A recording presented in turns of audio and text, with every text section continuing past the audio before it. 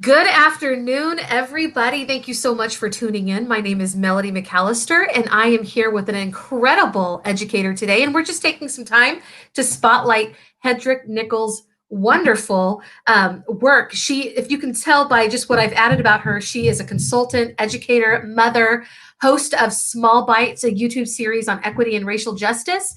And across the screen, you can see at www.hedreich.com. We're going to go there in just a few minutes, but I just wanted to introduce my friend. She is so many exciting things are happening right now. And first of all, tell us what's happening on this Friday, or tell us a little bit about you, and then tell us about what's happening on Friday. Well, I think you said it all. I am an ed tech, actually in the IB setting. Tech is design, so tech/design teacher.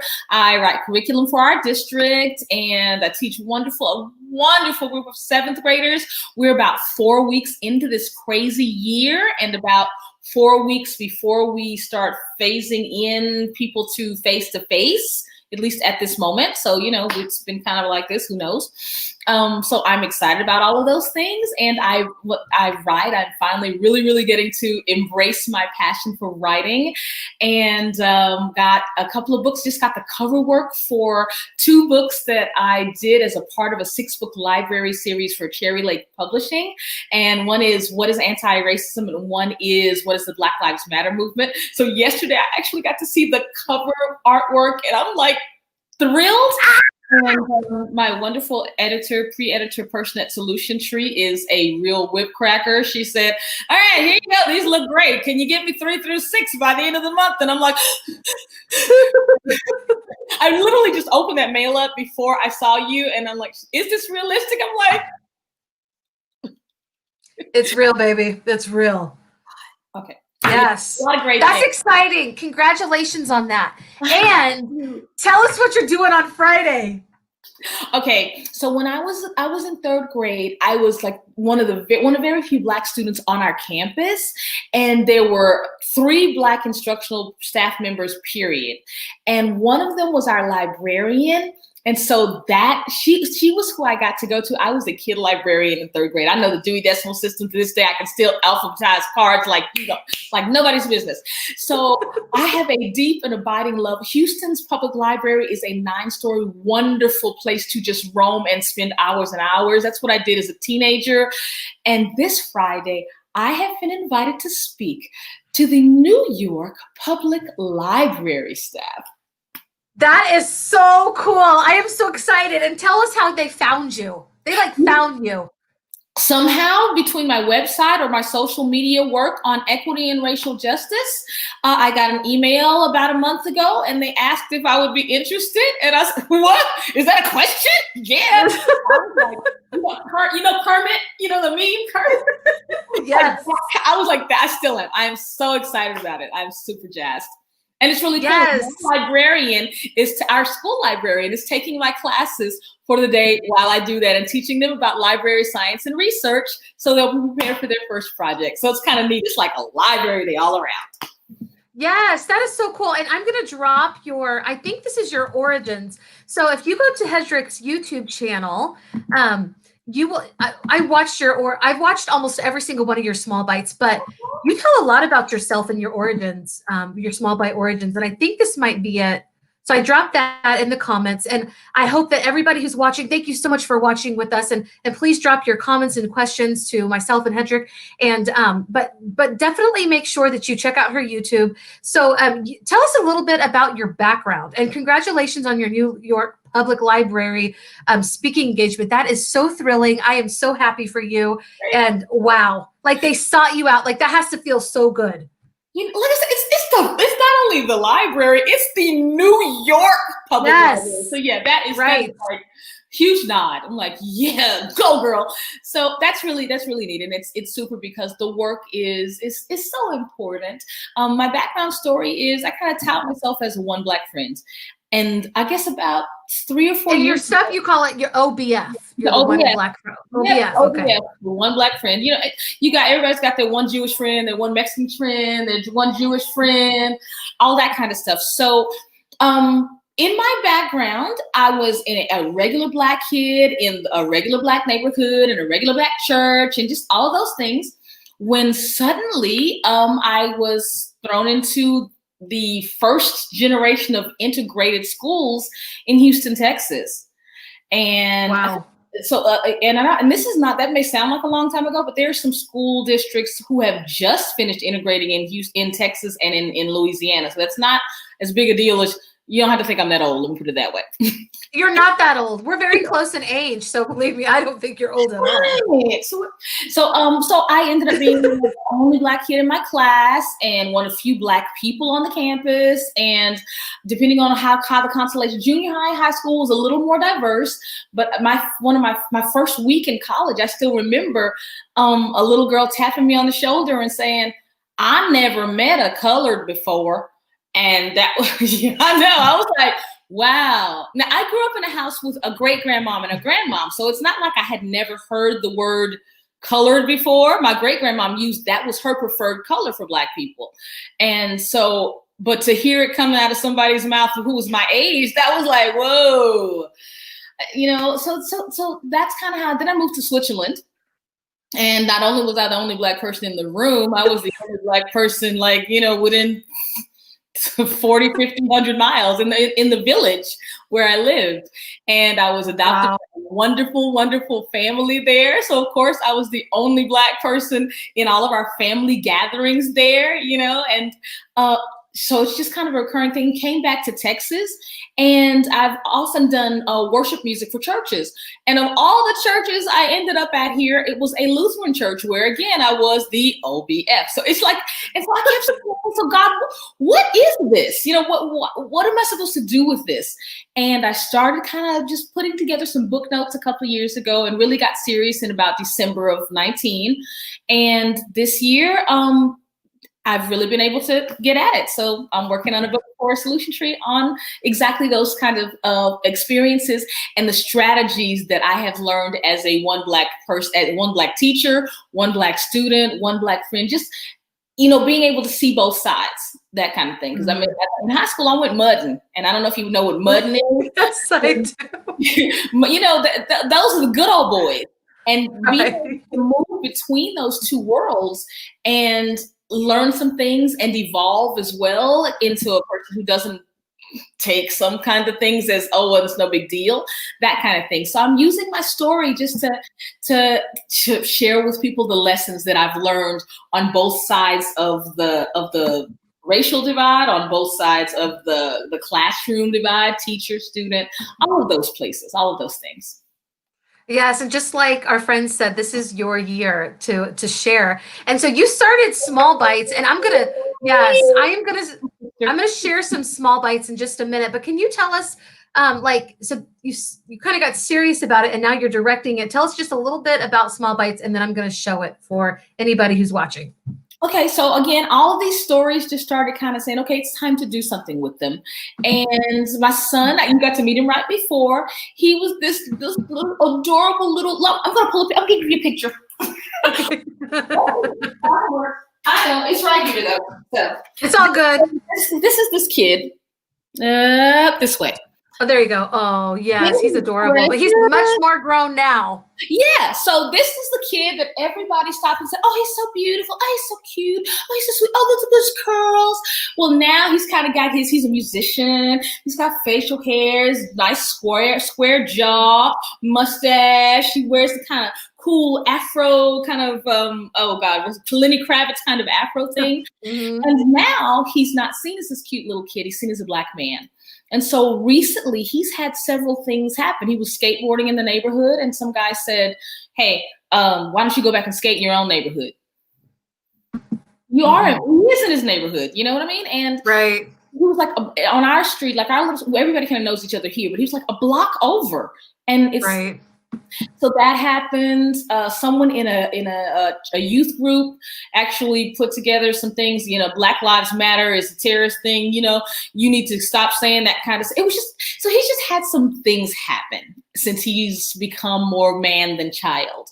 And as a mama bear, that's just hard. You know what I mean? It became personal, and right. I can't change the world, but the knowledge that I have, I can at least share with some people, so that, especially educators, because I know that educators don't have any intent. Even the most conservative educator, the most cancel culture educator, does not intend to harm the children sitting in front of them. I know that. I really deeply believe that.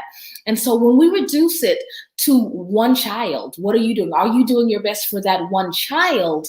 Then I am hoping that SmallBites can help people to see things a little differently. You know, not just these two fronts that are so hardened right now in the States, but as an educator, I need to take that off and do the best for every child in front of me, regardless of whether or not their ideology, you know, if a kid comes, if I'm an All Lives Matter person and a kid comes with a Black Lives Matter t-shirt, I need to take that off. You know, whatever my personal preference is, I need to take that off and be able to do my very best for that child, knowing that his or her experience may be very different from mine and that they still need me, perhaps even more so because of what their experience is. So that's how SmallBites kind of got born. Well, you have a tremendous heart, and I have to say that your heart and your love and just your willingness to be a voice and to reach everybody is very evident in your YouTube series. I love it, and you always started with equity strategies for busy people, and so I know that your audience is teachers, but honestly, every single person in this world could learn something and should learn something because a lot of what you talk about is not taught in schools at all. And for our African American students or our students of any color and even our white students, they need to have this information. This is what makes us great. We could be a much greater country than we are now. And you even talk about your love for your country. And it's not because, well, is it in this last episode? I think you talk about it. So and your love for our country. Is that, I think it's in this last episode. So I'm not going to say anymore, but I'm going to show a couple of times because it always comes back to it because, you know, sometimes the feeling is that you're not being a patriot if you're using divisive rhetoric. And that's not the case. You know, it's like me saying, I don't want my kid to be mad at me. So I'm just going to let him do whatever he wants to do. I don't want to correct him because, you know, it'll mess up the mood. That's not love.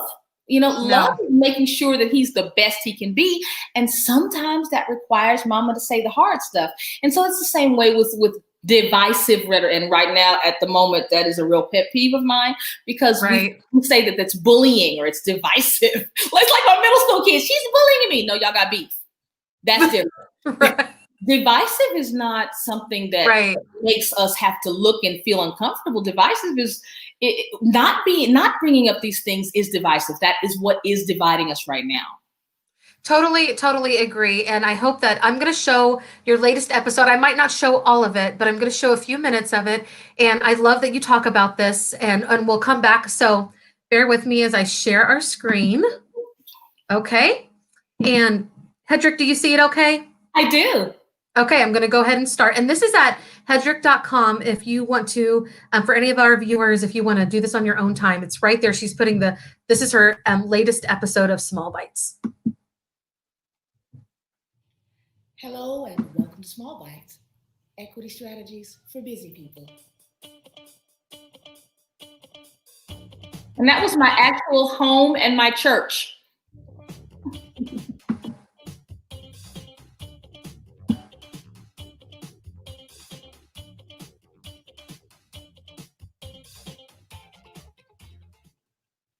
Oh, are y'all there?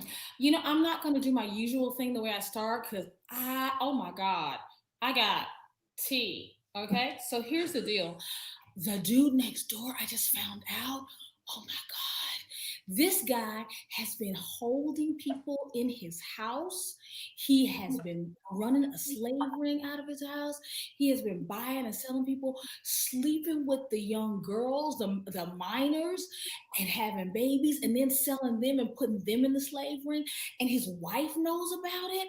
Oh my God. Anyway, you know how he got the house, right? He actually went in and got the house from some other people who were living there. He had them held hostage in a back room in the house while he was doing all this. Isn't that the craziest thing you have ever heard in your life? Not if you've read history. If I had said that guy really lived next door, that would be some serious tea. However, if I were to say that about any of our founding fathers, I might be accused of being divisive. So let's define divisive. Divisive is really stoking the fires of hatred. Divisive is not saying, hey, the guy next door is doing some bad stuff. We need to call somebody, get him out of there, and clean that area up so that our neighborhood can be whole and healthy again. So as you think of posts or lesson plans or slogans on shirts or anything that might call attention to the state of race relations here in the country, you can't call that divisive, because divisive is looking away and it's not looking at the things that we need to confront and change. Love is in spite of, not because of. I don't love my country because it's this perfect place. It's this great union. And oh my God, America. That's not why. I love America because we should have the right to protest. It's in our Constitution. We should have the right to free speech. It's in our Constitution. And we should have liberty and justice for all. It's in our Constitution. So anything that helps us along the path to liberty and justice, not just for some, but for all, is not divisive. It's simply working toward a more perfect union. Yes, I know. It's time for the Friday Five.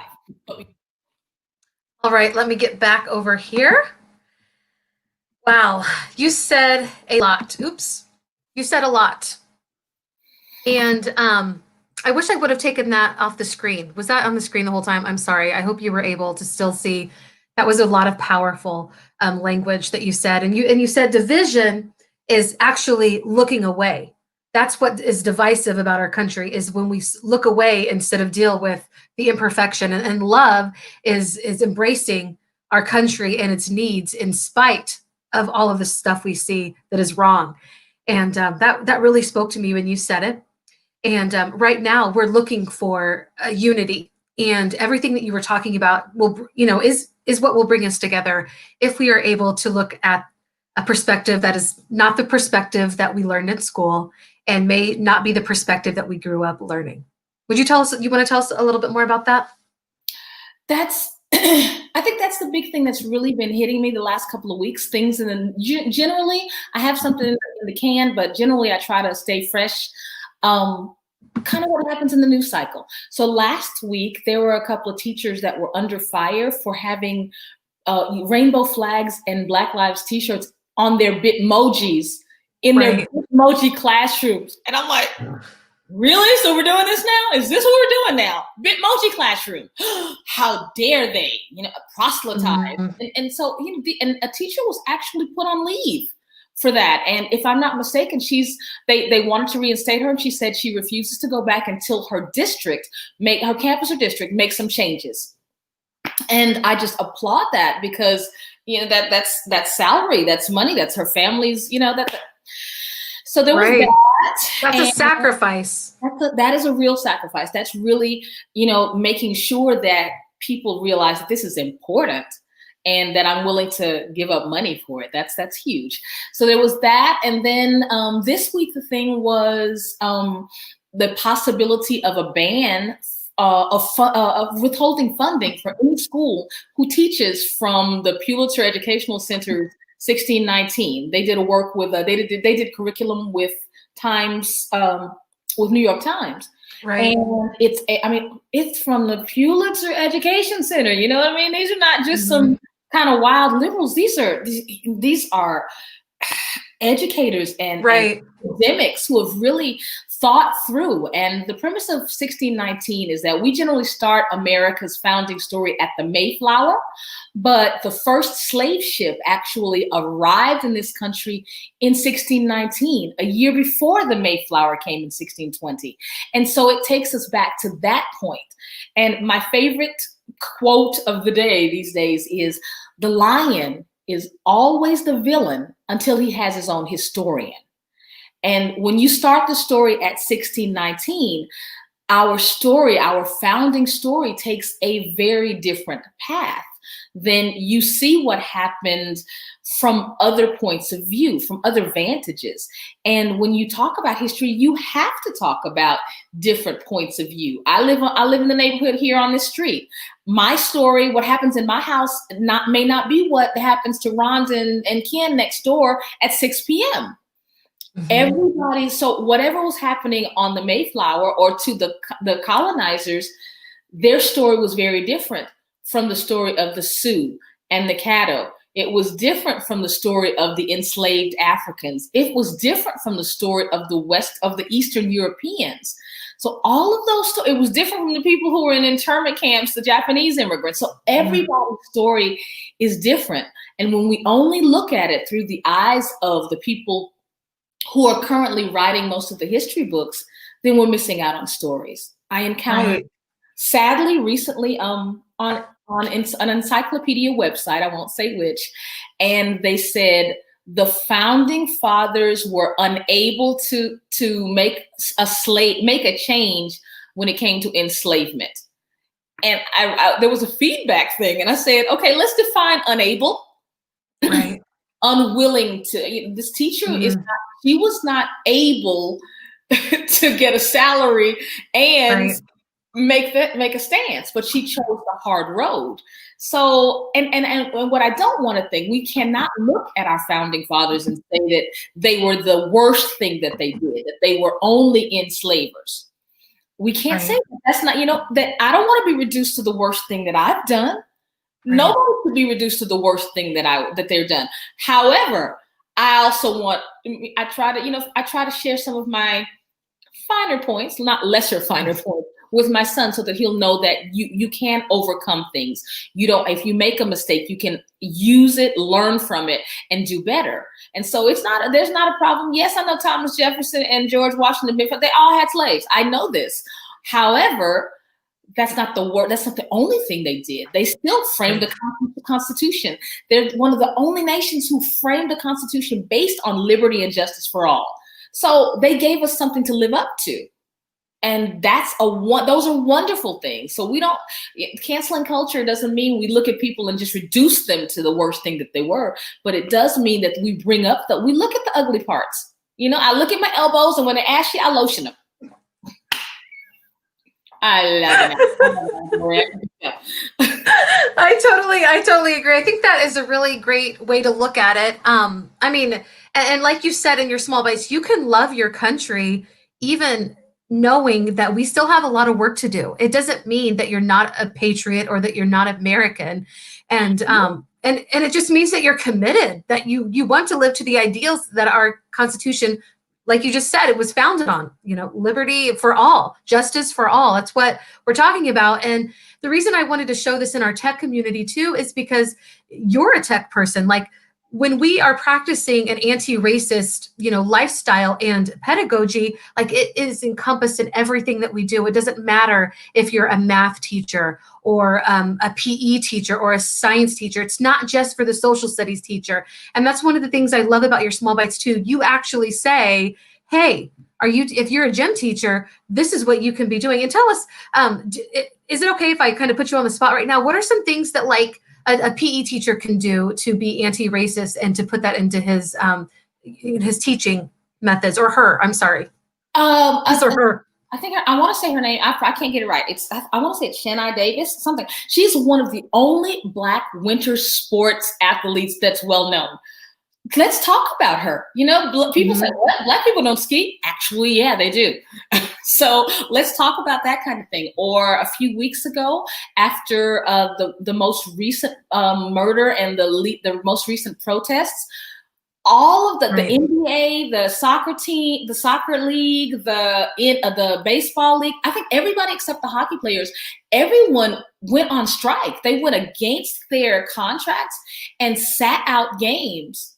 That's huge. I mean, that is making a huge financial investment to say, hey, this is just not okay. We have to do better. And so that's something that, everybody in middle school and elementary school and high school, I'm going to be a baller. Well, this is a chance we get to actually look at the ballers and see what they're doing and look and see them being really great role models. So that's something that you can discuss in PE. Those are just perfect things that right now are in our news cycle that you can use. Right. And I love that because, you know, a lot of times we look at sports players. I know that probably doesn't sound very sportsy of me to say, but like we look at these professional athletes, that's better, professional athletes, and we think of them as one dimensional. And you'll see it all over the place. People are like, I'm going to boycott this because I don't want their politics playing out, you know, in their sports. But really, none of us are that one dimensional. We are created with ideals and beliefs, and it is all of our responsibility to use the platforms that we have to help others understand what is right and what is wrong. And our professional athletes, you know, they have as much dimension in their thoughts and their beliefs as we do, and should have every right to express that on the platforms that they have. And so I love, like you said, that they're using that. And also then you take it back to our school system and you're saying, like, it doesn't matter if you're a YouTuber, if you're a professional athlete, a teacher, a lawyer, like, what makes you a human being is being able to connect with human beings, and what ties you together. That's what brings us together. And like you said, we're tired of talking about what the divisive, bringing up problems does not make our country or more divisive. It's tackling those problems because we love one another and we absolutely love our country, that is going to help bring us together. Yeah, that's great. So well said. So yeah, and well, I mean, I got it all from watching you. So but you know, that's, so I hope that everybody, and thank you, you know, like, she's a great point, Melody. Believe me, if you watch Hedreich's Small Bites, you're gonna feel as passionate as I do. And it's great. You said it's we're doing the usual fan club thing. I have to say that all of this last probably about a half year, I won Melody's book. I think I want to say on Barbara Bray's Rethink Learning, or I can't remember. It might have been an EduMag thing. And anyway, I have a copy of the I'm Sorry story on my nightstand. And I kid you not, that was like my little talisman kind of thing. And I'm not really that superstitious, but for some reason it was just there. It was like, and I kid you not, it was there. And didn't I just do two children's books? See? So that's awesome. I'm glad that I could have a little bit of, yeah, whatever. Thank you so much for giving me the shout out. And I appreciate it. You even wrote a review on Amazon. So when your books come out, I mean, this is a way to help support the authors in your life. It's free to go write them an Amazon review. So yes. And then we have some comments coming in. Yes, I love this. So this is all great stuff. Yes.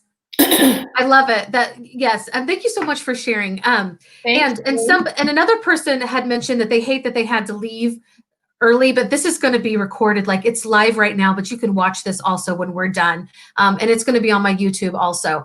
But tell me, so we're talking about the small bites, but just as a mom and a teacher, how are you feeling right now?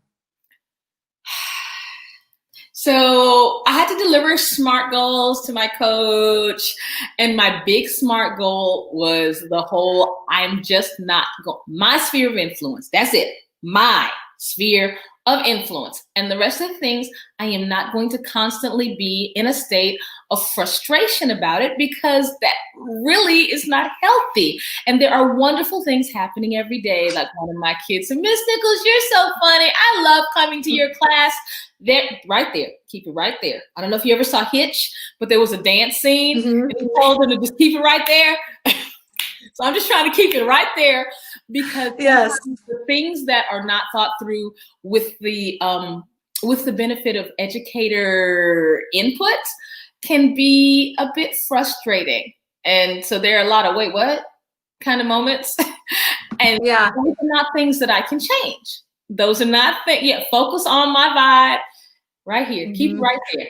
So that's how I'm feeling as a mom. You know, some things are confusing. We can't control all of those things, but I can make sure that I develop wonderful relationships with my kiddos, that I do my drive-bys and take them their little baggies, or, you know, just check in with their parents. Those are the things I'm concentrating on. And those things are absolutely fulfilled. They center me. They remind me of my why, and the rest, hey, we just head down, plow through. I don't know if you heard, it was actually a teacher calling. Yes. But I know, but you look beautiful and you look so put together, but you were telling me that you're as tired as anybody else. Like, you are seriously tired. Yeah. And what was that hashtag you just saw?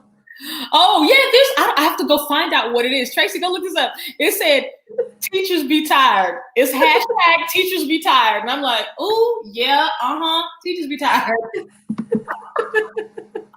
Yes. So I just want to put that out there because, and I'm seeing it from so many of my friends. We're just really tired. I'm homeschooling this year, but I'm also working full time and I'm doing 4 different grade levels right now. I'm tired and I feel like I can't get it all done through the day. I'm having a hard time keeping my cool with my own kids and also trying to do the virtual, like it's just everybody. And you can't go anywhere. It's just such a different ball game. I'm glad that we're healthy though. And like you said, concentrate on today. I had to talk with myself because I feel like, I got a little bit too irritated with my children, but tomorrow is a better day. I can, just every day can be a different, a new start. So I tell myself that. It's not a lie, is it? I had one of those moments this morning. I was teaching and why are you here? Why aren't you in class? What's going on? Mom, why are you mad? Well, I don't understand what. Bring it down, Mama. Bring it down. So yeah. Yes.